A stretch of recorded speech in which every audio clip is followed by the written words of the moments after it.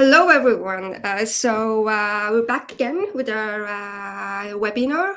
The summer has ended and we're back to business, and we're continuing on our second webinar of the season. And what else topic than AI? A lot of things have happened during the summer. Confusions, revelations, technology updates.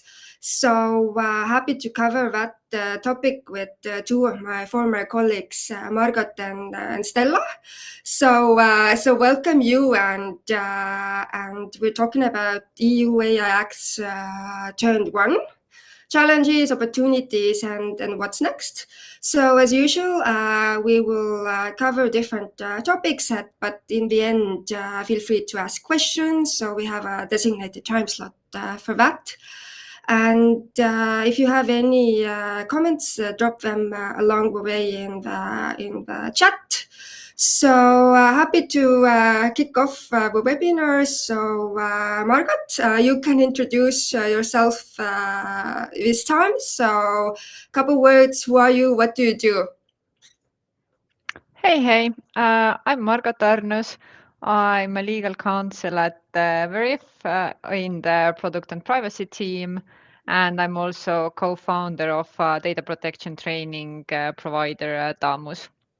I have been dealing with different data protection issues for almost 10 years now. Of course, more actively since the GDPR entered into force in 2018. But generally interested in all privacy related and hence also the AI Act and related issues concerning also privacy. Wonderful. Happy to have you again for the second time. So Margot was covering AI in spring as well. So go and listen to that webinar as well. So recording is available. And for the first time, Stella, so welcome you as well. A couple words about you.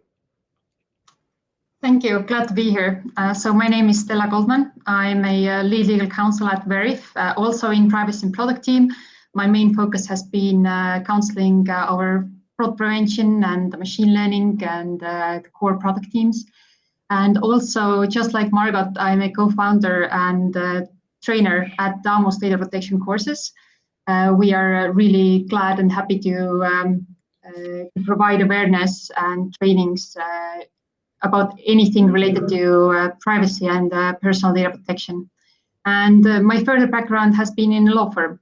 So it's been quite a journey, and really happy and eager to discuss today's topic. Wonderful. Stella, my name is Greta. I'm the CEO of GDPR Register, and I'm happy to be the moderator of today's discussion. So this webinar, as are all the others, can be watched later on as well. So the recording is available fully. And let's kick it off.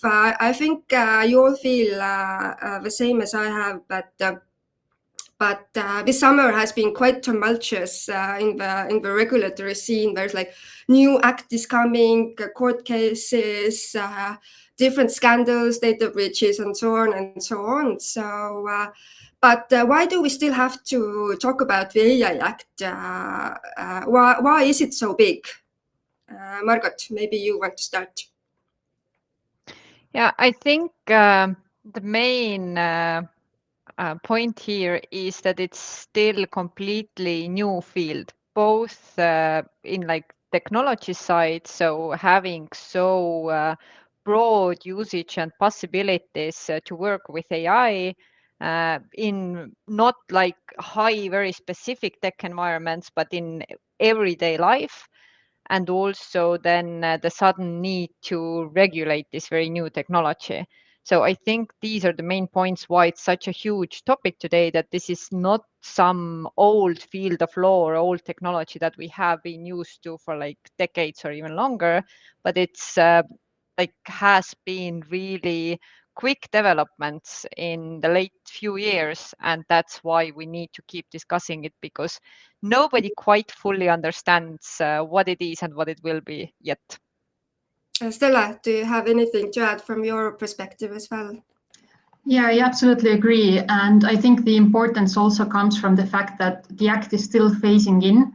So we have certain parts of the Act that are already in force and applicable, but then there are the other parts that are still coming into force in the next year and also 2027. So it is not a single like switch on Act, but similarly to GDPR, it's rather a sort of like a multi-year operational rollout by the companies that need to comply with this Act. And it also continues to shape product roadmaps, procurement, vendor relationships.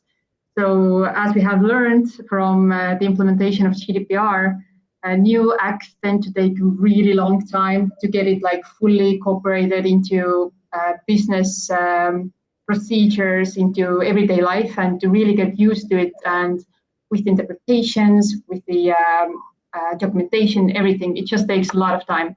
So I think this is why we are still talking about it also. True.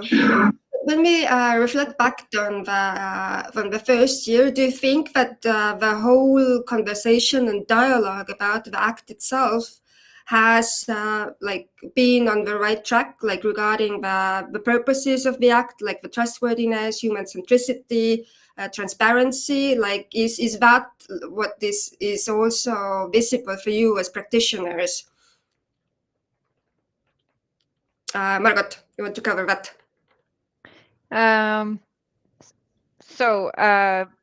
Like starting from the end, the transparency you mentioned, Yeah. I think transparency is one of the things that has been really into focus and that has maybe developed the most also within the companies. Mm-hmm. So just internally and externally, the understanding what are the AI tools we are using or developing and selling to others, and having both internally as well externally this kind of like documentation around it. That said, I still feel that despite it being like the first year anniversary of the AI Act, it's still in baby shoes. Like I feel that at least with the GDPR, after 1 year, there was the feeling that a lot has been clarified. With the AI Act, I feel it's way more ambiguous. But once again, I'm sorry I'm repeating myself, but I think it's because processing data was not a new thing. Like AI is a new thing. So this adds to the issues and complexity of this. Mm-hmm. Stella, anything to add? Yeah, I definitely think that the AI Act has laid some foundation for human-centric AI and like for it to be more trustworthy. For example, by banning some harmful practices, but probably the real outcome will become apparent in 2026, probably once the high-risk obligations will be like fully in force. And I do believe that there is like a good foundation now, but it definitely will take time. It will take time in terms of like all the transparency, all the obligations being applied, people becoming more and more aware of it. But I do think we are like on our way there. And of course, the AI literacy requirement definitely plays a part in that as well, because companies need to, inform their people internally, train their people internally to be more knowledgeable about AI and how they use it and what's the outcomes, etc. So on the way. Absolutely. And one is also risk topic, but was also introduced with the GDPR. So it shouldn't be like a new topic regarding like risks, privacy risks, how to evaluate them. And now we're talking about risks in AI. So based on your experience, do companies, employees understand what risks are we talking about? Risks to whom? Is it like a practical question to even cover? So Stella, maybe you want to reflect on that. The AI Act itself categorizes the AI systems into risk-based classifications, right? I think it is useful for like bigger companies. It's useful for regulators, etc., to perhaps determine the requirements for the systems. However, in practice, the lines between the classifications is not very clear always. So I think from that aspect, there's still a long way to go to better understand how to interpret the Act, how to really truly categorize the AI systems that are in use on a daily basis. So the companies really need a cross-functional input to firstly even understand what AI systems are in use, and then define the risk and classify it based on the risk. On the other side, whether people actually understand what are the real risks, that's really difficult to it's really difficult to determine, because I think people that are on daily basis very technology savvy, are using AI on daily basis, are working with it, they probably don't perceive the risk in such a manner that the regulator has, or as a normal, like regular person does. So I think this is very difficult to determine currently. Margaret, does that pave the way also for every company who is using AI for their core business activities? Do these companies already need a risk officer actually to have like a helicopter overview of different risks, because risks are part of business? Do you think that could be the trend as well? I think this heavily will depend also on the company size and of course the area where they're active in, because of course when we are talking about highly regulated fields like financial services or very, very sensitive data like different healthcare providers using AI, then due to the either activities or the data that they're processing, it makes a lot of sense to have like a specific risk officer then also for the AI related topics. Of course, in smaller companies and then less sensitive topics, it might make sense to again put some additional obligations on already existing roles, which might always not be the best fit, but due to the restrictions in resources, probably is what is going to happen in practice. Like what we saw with the DPO role in GDPR, that of course bigger companies with more capabilities had separate DPOs onboarded, but smaller companies, like in a good case, will get an external DPO. In a worst case, will just assign some management board member that, that's the guy, that's the DPO. So I guess that the same will happen with AI Act and then the risk officers there. What I wanted to note regarding risks, I really liked what Stella said, that the lines between the different categories are hazy.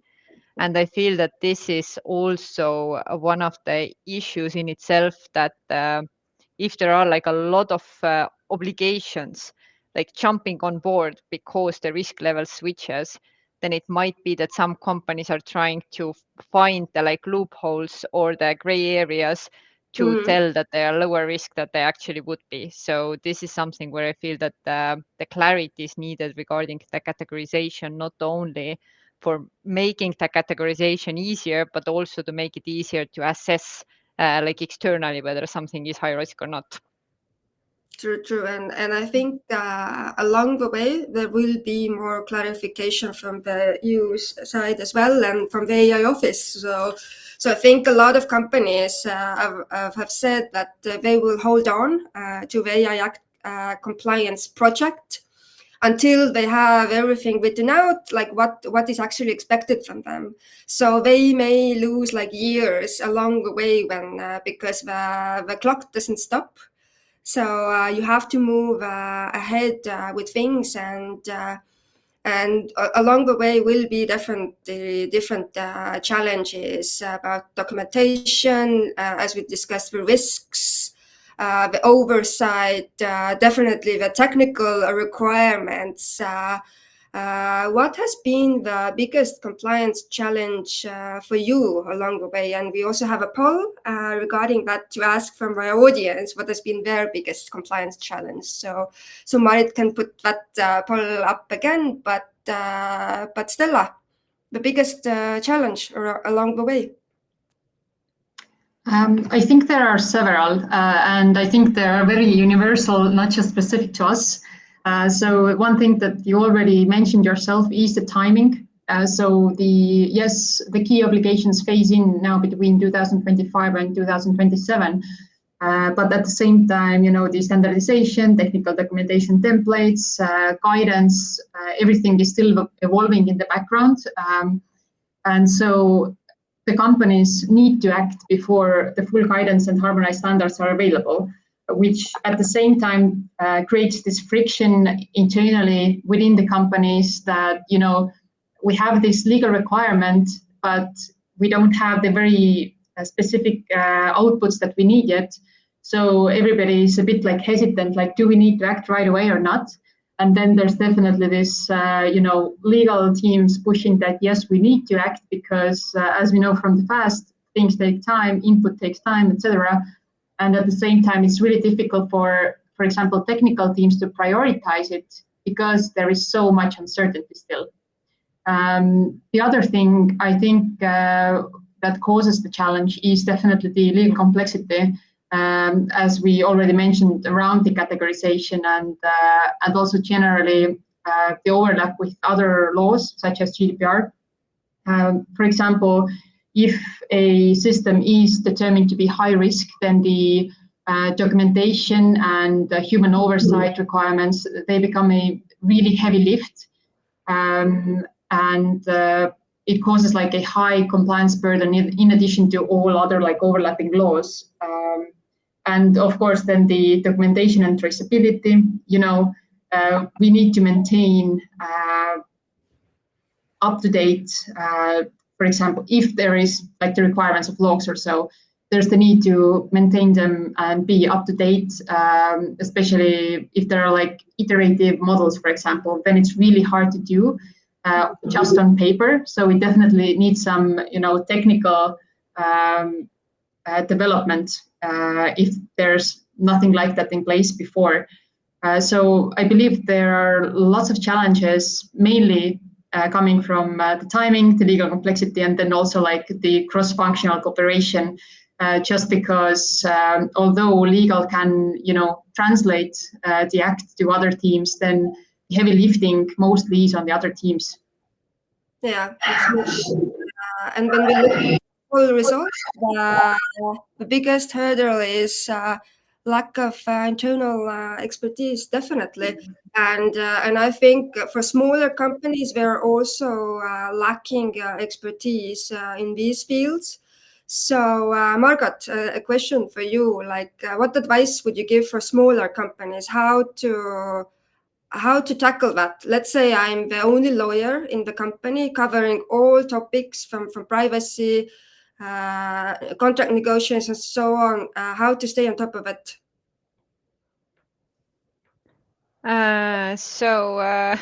As controversial it may sound, but I think also lawyers have to start using the AI tools. So especially being limited on the resources and also timescale, like if you're one lawyer, one entity, you have a lot of different topics on your table, and you, in addition to prioritization, you have to figure out how to be the most efficient. And just getting this kind of like bullet point summaries, also like just brainstorming with different AI chats, not for the purpose of figuring out facts, because of course you have to read the law to figure out the like actual situation. You cannot rely on any AI summaries for that, but just helping to think outside the box, think outside of your head, figure out maybe the technical topics that you don't understand, like chatting on like basic topics that are likely like easily to be explained by an AI chat. So I think this would help a lot from practical perspective, and we should not be afraid of using the AI chats for this kind of work. Absolutely. Last week I went to the Legal Design Summit in Helsinki. It happens every after 2 years. And a German professor who was talking about prompting in a legal context said that in theory, lawyers should be the best prompt engineers, actually, because we have attention for details, the wording, as we say, devil is in the details. Like, we should be the best prompters. So I think I highly encourage to build expertise and knowledge in that field as well, because it is eventually the future. So I really love the idea, like, we are the best prompters. So let's put it to good use. When we talk about the whole, all the employees in the company, it's and especially in startups, high scaling, innovation is definitely the driver. Has AI Act actually helped to build the innovation and the thought process around it and build trust? Or has it slowed it down because all the regulations are actually hurdles you need to cross, and it's considered as a nuisance? Let's just do business. Like, why do we have to do these checklists and these documentations? So has it helped the innovation or not, Stella? Unfortunately, I think there definitely is some friction for innovation, driven mainly by compliance costs and legal uncertainty. But this mostly probably affects those companies that have the resources and knowledge internally, so that have like legal teams inside that are like, hey, do you know we have those new requirements and we need to comply. I believe that the smaller companies that perhaps don't have such expertise internally, they perhaps are tagging along later, sort of, when they discover that, hey, we need to comply now. But perhaps it doesn't cause that much of a friction for them at first, at least.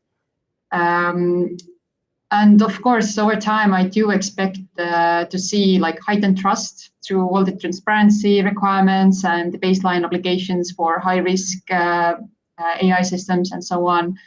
But I believe like right now, probably the perception is that it has slowed innovation a bit, or perhaps the technical people are not too bothered by it. That could also be the case. True. Margot? I think there is this slight dip, like essentially, yes, in the innovation, and the AI Act might not block it, but slow it down a little, because there is also definitely this sentiment from the like customer side or like marketing side that before the legislation, AI was this kind of like buzzword, like, oh, we are really cool, we are using AI tools for this and that, and everybody buying was also like, oh yeah, this is really nice, they are using AI. And now it's rather like, oh, you're using AI, that's suspicious, like what exactly are you doing with that? So there is this kind of a little bit more like hesitation around it, or like buyers are also more careful when seeing the AI like involved in some processes. But I also think that this will be counterbalanced exactly by the fact that at some point the companies showcasing reliability, showcasing compliance will have the competitive advantage of having these like badges on their website that, oh, we are compliant with the EU AI Act, or like having also the proof through the conversations with the customers that they are really not just developing or providing any AI services, but like ethical, compliant, and like really well legally observed like AI services. And this will increase also the trust in the field. Have you also heard that that the security topic also pops up around it, like how to keep it secure, and I think it also shows actually the many fields that we need for the ecosystem to work together. It's not just the paragraphs, but it's also the technical landscape. So Stella, have you also seen that this is like becoming increasingly important as well? Oh yeah, for sure. So yet again, like the technical requirements and the security isn't something new. It came along yet again with GDPR times ago already, but it definitely has now a more of a highlight, I think. And I do believe, just as Margot said, that it probably compliance becomes the superpower of companies, just as it was with GDPR. It is quite likely that the AI Act will have like the Brussels effect. So all the other countries around the world probably will also start regulating AI in some sense or other. So in case you are compliant with the EU AI Act, then it is likely that, you know, to a certain threshold, you will also comply with also these other countries' AI laws. So in long-term view, I do believe that the build is being trusted, and it becomes a new sort of norm to expect that there is much more information about the AI use. People are much more knowledgeable about it. It is made in a secure and human-centric manner. So I'm very hopeful in that sense. Yeah. Margot, that this will be like a driving force in very specific sectors. Do you see the tendency there? Yeah, again, I believe that the main sectors affected are the ones that have more sensitive data. So, and also the higher risk use cases, like they have to pay way more attention to all this, because if you are developing some like low risk AI solutions with non-sensitive data, then it's highly likely, like mostly flying over your head. But as soon as you're in a regulated field and there is sensitive data, there is more high risk use cases, then both you have to be way more careful with the suppliers you're onboarding if you're not building everything in-house, as well as then you have to prove yourself more towards your customer to create this level of trust for yourself. Yeah, so we're talking about healthcare, medicine, finance, insurance, identity, and there are already so many different laws regulating that specific sector. How are different companies should handle this overlap? So we have this army of laws. Like how do you cope with all these specific laws as well? Is it something that is like a magic trick to handle that as well? Stella, perhaps.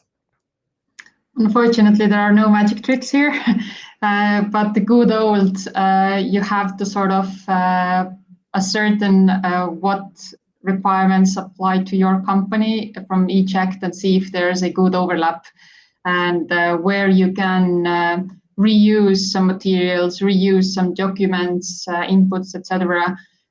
Because certainly there are some overlaps also between, for example, EU AI Act and GDPR, whereas the AI Act, I would say, mirrors and extends some of the GDPR duties, for example, about like risk assessments and so on. So the challenge is not really that there's like conflicting requirements, but rather duplication that might differ a little in the scope. So I would highly recommend to understand what are the specific requirements applicable to your company, map those out in parallel for all the applicable laws, and try to find the common part and create all your documentation templates, everything around that, because there definitely is no need for silos of documents, and that nobody will ever be able to manage efficiently. So yeah, there are definitely overlaps. I hope that organizations are approaching in a systemic manner. Absolutely. Margot, any from your side? Sorry, I didn't hear. You were... Any magic tricks or lotions or potions from your side, how to tackle? Because there will always be different overlaps, maybe also ambiguities. So how have you tackled that problem in your professional? I think the most powerful magic trick in these cases is simplification. When something is overly complex, you have to essentially start explaining it to a 5-year-old. So as soon as you can do that, you figure out what are the core issues that you have to tackle first. So in even if the AI Act is super complex, imagine you have to explain it to a 5-year-old, you find what are the real key elements that need the first attention there. And by that, you can also start finding the common areas in the different laws, like what are the key areas that are overlapping in GDPR and the AI Act. How can I essentially kill 2 birds with one stone without hurting any birds? but it's not drowning into the over complexity of the things and being afraid of tackling these because they seem just too much. I've always said, how to eat an elephant is piece by piece. So that also helps in compliance. So, but Margot, in spring, we talked about the DPO's changing role and maybe it's transforming into an AI officer as well. We have a poll question about it as well. Who owns AI compliance in your organization right now? Has there been any updates? Any AI officers appointed? So what's about this? So we still don't have a specific AI officer, and I would say that right now the ownership is still a bit divided between legal and product teams. In that sense, that legal is still the one asking questions. But product is the one that has to answer these and also probably supplement the questions because legal always cannot ask all the right questions. There are sometimes questions that need to be figured out together and then answered mostly by product again. But I would say that the developments have been constant, but there is constantly some progress. But as there are no magic tricks, there is also no quick fixes around this. So it is a process and it will be a process. I don't think there will be ever this status that, oh, we are ready now. It's constantly evolving and the teams constantly need to keep working together on it. And I don't think compliance will ever be ready because it's still so dynamic and legal privacy compliance most who take the heavy lifting definitely. So but Stella, a lot of risks regarding AI is related to vendors, so-called third-party risks. Do your colleagues, and you are in maternity leave currently, but overall speaking, do they come up with topics like, oh, this vendor is using AI, what do I do now? Do they even think about it, what they are using? Are they more prone to ask because AI is so hyped at the moment? The thing is that the AI in some vendor product that we would like to purchase or implement ourselves, this is definitely something that creates the buzz and attracts to use this tool or this service. However, it oftentimes still does not raise additional questions up until they reach the vendor assessment, to which we have embedded certain questions about it. And this is something that I truly recommend everyone to do, to sort of catch the AI use on the fly, because those things sometimes don't come up until the product is already in use. So I definitely recommend to have some sort of vendor vetting. I believe that most companies have, and it must include questions about AI use. And even better would be to have some technical documentation, to even have the classification already there, etc.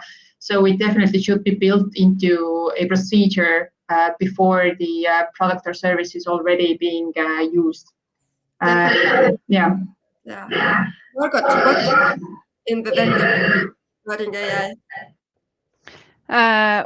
Well, I totally stand by what Stella just said, that there has to be some vetting process. It's easier if you have some like pre-listed questions. And I think, again, if you are turning back to the practical problem, but we have like 1 or 2 persons, how will they manage all it? Then I would say this like predetermined list of questions helps you to find the like red flags that you really actually have to pay attention to.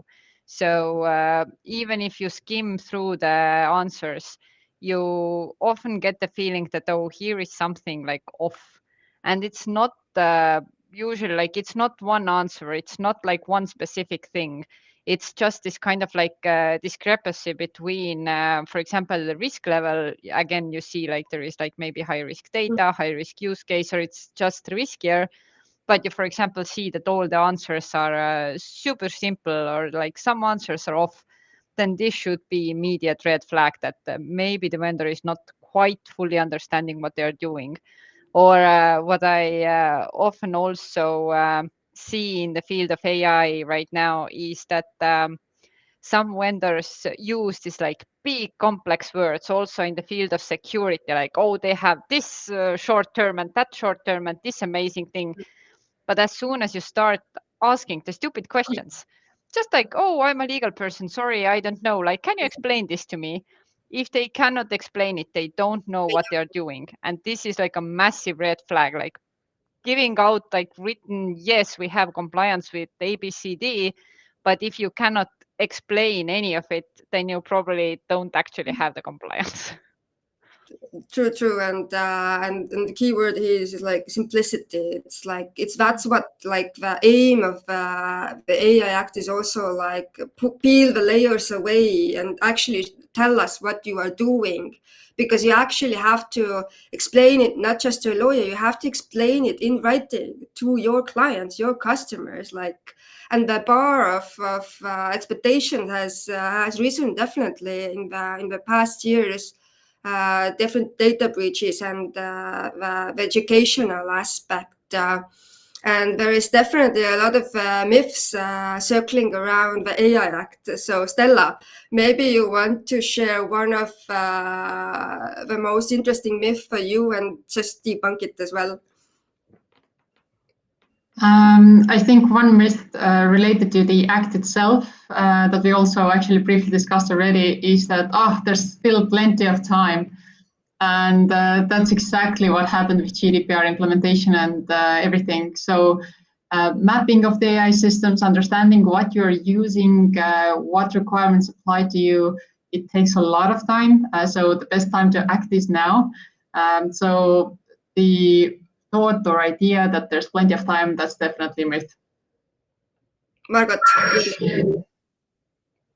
Well, I will pick the common myth that the AI Act now forbids using AI, because this is also what I see a lot, that, oh, we cannot do this because EU AI Act. Then like, why?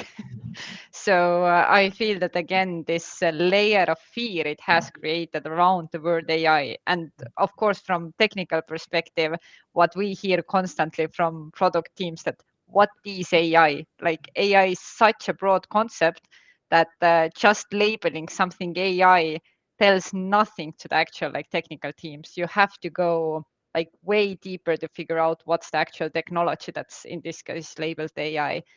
And yeah, as soon as like marketing or sales team start talking about AI, then often you get the reaction that, oh, but AI is bad. Like, we have now the EU AI Act. It's some suspicious thing. We should not touch it. So this is definitely not the case. And AI Act is just trying to clarify how to use AI compliantly and like limit some like really high risk, potentially dangerous use cases. But in no means is the AI Act actually trying to prevent the innovation or prohibit using the AI. And funny thing, when I reflect back to 2017, the same thing happened with GDPR. But GDPR doesn't allow you to do things. People were confused about what is actually personal data, and that discussion is still ongoing regarding metadata, cookies, and so on and so on. So I think the people who manage that carousel are really prepared for this, that we're experiencing now, like how to like navigate through this maze, and how to distinguish important from non-important things, like where to put focus, because focus is our biggest asset, and there is still like day-to-day work tasks, like how to tackle this big project and then day-to-day tasks, because like all the other things are burning as well. So how to pick the right fire and put it out. So that is like what you, Stella, mentioned, a really strategic and very structural approach, that you have like overview of everything what's in the table. So yeah, and definitely when we look ahead, year 2 is coming. What do you expect from the AI office, from the data protection board? Any updates, guidelines? What do you think should come for the companies? Stella, maybe you can cover it. Yeah, so of course, firstly, some like the product applicability of the AI Act starts sort of in August 2026. So this is definitely like a big change, especially for those that consider themselves to be high risk AI system deployers or users, etc. So definitely this is something to keep your eyes out for, and to think about whether your company is subject to high risk requirements or any other requirements still. But otherwise, I definitely expect to see a lot more guidance coming up from the board and the commission to get more interpretational material, basically, to see how the regulators have envisioned the act, how they envision the technology within it. So this is my main hope, that we get a lot more clarity and certainty around all the requirements and also the definitions that we have in the act. Still, what you? I also hope more clarity around the like classification, the like risk classifications, that the gray areas will be narrowed down. Like, of course, in legal, the gray areas will never go totally away, but they should be narrowed down as much as possible. And I also hope that there will be some more guidance for like smaller businesses. So essentially something that simplifies it for the entities that don't have like huge resources, that they still can achieve like some level of compliance through ready-made checklists, helpful materials from the regulatory authorities, because this is what will increase the average level of compliance in the field the most, I think, if like the small businesses are also easily assisted with the topics. Absolutely. So smaller companies will definitely need more help, but the bigger companies have their own issues at the same time, because they have like a very advanced business process, a lot of data, very high tech. So it's like the complexity around it, how to interpret it and make it work for the business as well. But regarding challenges, what do you think will be the biggest challenge for year 2, Stella? As it was also brought up in the first poll, that probably like the vendor management part will be a big challenge for most of the companies to understand what is being used in the vendor companies, and also to actually get reliable and relevant information from the vendors. Because what I believe, as Margo previously also mentioned, compliance will become a advantage for sure, and the companies that are able to actually offer responses about their AI use, model cards, etc., they will definitely be in a better position. So I think sort of managing vendors is definitely one challenge, and the other one probably is to still have like the AI system inventory, or like have an actual overview of what is going on inside the company as well. So there will be a lot of cross-functional cooperation. There will be a lot of interpreting of the legal act to simpler terms, and all of those probably bring up some challenges. Absolutely. Margot. I think one of the key challenges will also be building good AI models, because pre-legislation, as we know, many of the big LLMs even were created on data where it's still nowadays the question was it fully legal or not. And the more we have knowledge around it, the more afraid are also companies to give away their data for AI model training. Yet if the AI models don't have the data, there are the issues of bias prevention, actually having accuracy for the models. So I think this will be a hurdle over the next year and even a few years to find the correct balance between then having the safeguards, yet having enough good quality data to actually have still good functioning AI models that are kept up to date. Absolutely, and as a one privacy enhancing technology, we have synthetic data, and this is already coming up. Why do we have to use real data? Why can't we use synthetic data? So Stella, maybe you can open that topic at what is synthetic data, and is it so different from personal data actually? I think it really depends on the context and the input data, right? So synthetic data is generated from pre-existing, and it creates, so to say, new data sets. It really depends on the system, how the synthetic data is created, whether it truly is created in a manner that it cannot be that it can be ruled out that there's no the initial data inside of it and visible. And that's the hard part.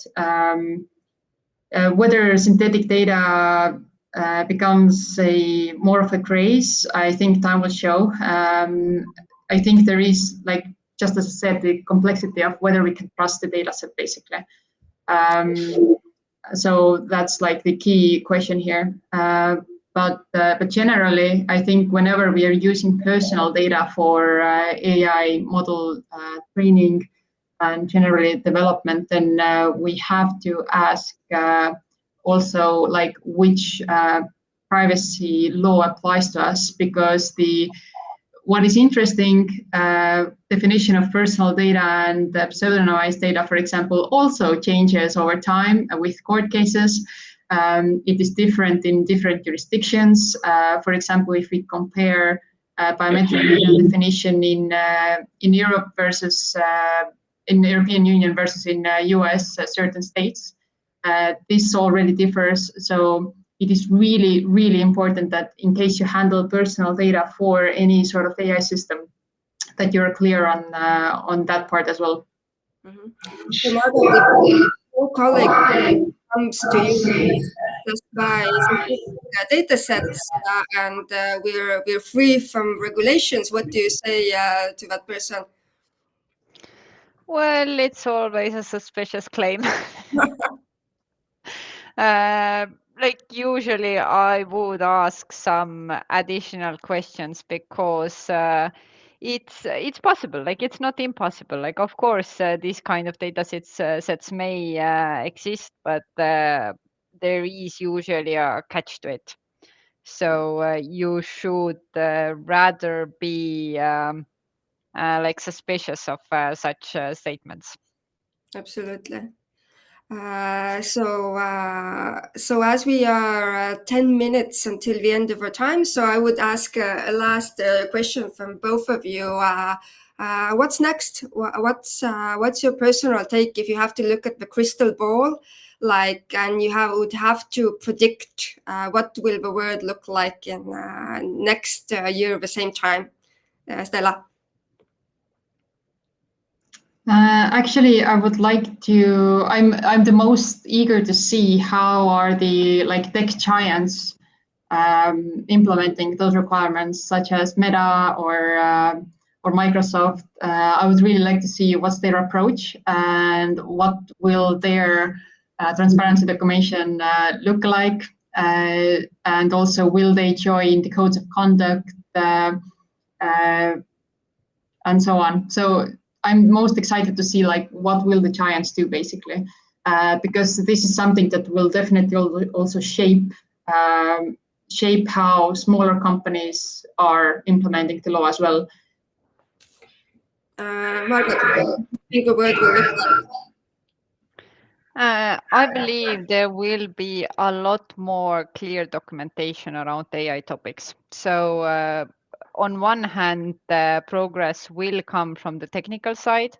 So AI cannot be this kind of black box anymore. More like technical side has to figure out what's going on inside the box, has to be able to explain it. And this will carry over to like legal documentation, public website documentation, all these kinds of things that I hope in a year from now will be way more transparent and way more understandable without also any technical knowledge for also consumers, that if the data is used within AI, what is actually happening to the data. Absolutely, and I think technology is part of our everyday life. AI is part of our life now. So there are different like nationalities, different people who are quite hesitant to use it. But in business, what it said is that if you're not using it, your competitor is definitely using it. So we can definitely see that there is like this race for the finish line, like who gets there first. Like as we think about ChatGPT is just starting, Microsoft, Apple, they're all in the race together. So we don't actually know, we don't know what the future will look like. It will always change. Like the world in half a year's time may be totally different. The next frontier is like agentic AI. So basically like how the AI will actually be your personal assistant, order your groceries, book your hairdresser times. So it will definitely help our lives, but that's why we have professionals to keep an eye on that. But we are actually protecting the rights of people as well. So, any questions from the audience? Feel free to put them in the chat. So, Stella and Margot, do you have anything else you would like to highlight, address, for if there would be one thought that you would like the audience to take away from this webinar, what would it be? I can start. You can start. Because I think we have, based on the like poll answers as well, we have a lot of like legal teams or like legal people here. Then my one takeaway for everybody is that write simpler documentation, because the topic itself is complex, and we have to figure out the way how to like write simpler around it, because big words don't always mean that it's smarter. Big words mean that it's difficult. If you don't understand, the reader won't understand. And this goes both for the internal documentation, how we document things about AI, as well as the external explanations and like compliance documents that you're sharing, especially to consumers, but also to your like suppliers or to customers, because they are also not all very well advanced professionals. They need to understand it simple. Absolutely. And when Margot, what is your personal take on because some compliance documentation have to be submitted to a regulator, to a revising body. Do you think the competence is there to actually comprehend the stories behind these technologies? if I'm very optimistic, then sure, do hope so. But in practice, I believe that similarly as we are all like kind of under the water constantly with our work tasks, it's not different for them. So it's way easier and better for them as well. Like even if it is like highest of the high knowledge professionals, they also don't want to read the complicated stuff. So I really, really do hope that they can, but yeah, also would not bet on it. It's okay. Stella, your take. What do you want people to take from this webinar? Yeah, like the one thought that came to my head is that in case you already don't have very good relationships with your product people, your technical people in the company, then please start fostering those relationships, because as it is a legal act, then definitely you will be, as a legal professional, you will be the facilitator of implementing the requirements and so on.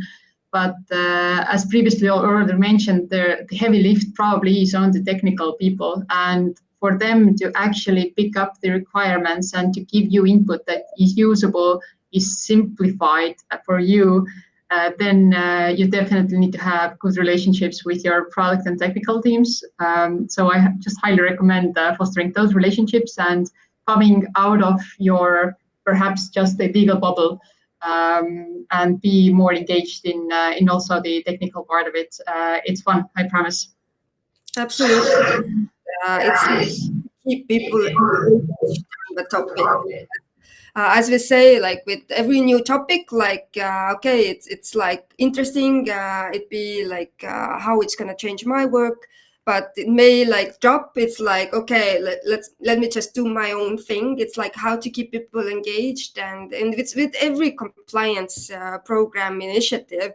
You just have to keep it fun, simple, and of course, the people are the face of this topic in the company. If they see that that you love your work and you are doing it to simplify everyone's life, I think the people will follow as well. So I don't see any questions in the chat, but I think we've covered like a lot of bases, a lot of practical tips and tricks from Stella and Margot. So it has been truly a wonderful hour. The time has just flown by as I look at the clock. So thank you again, both coming, and I think the discussions will definitely follow in the coming years when we actually see what companies are going to do and what's the status update next autumn as well. So thank you again. Thank you so much. And thank you very much for having us. Yeah, true. And the next webinar will already be in October. So October is International Cybersecurity Month. So and this webinar will be uploaded. People can watch it later on. So so thank you again, and enjoy the day.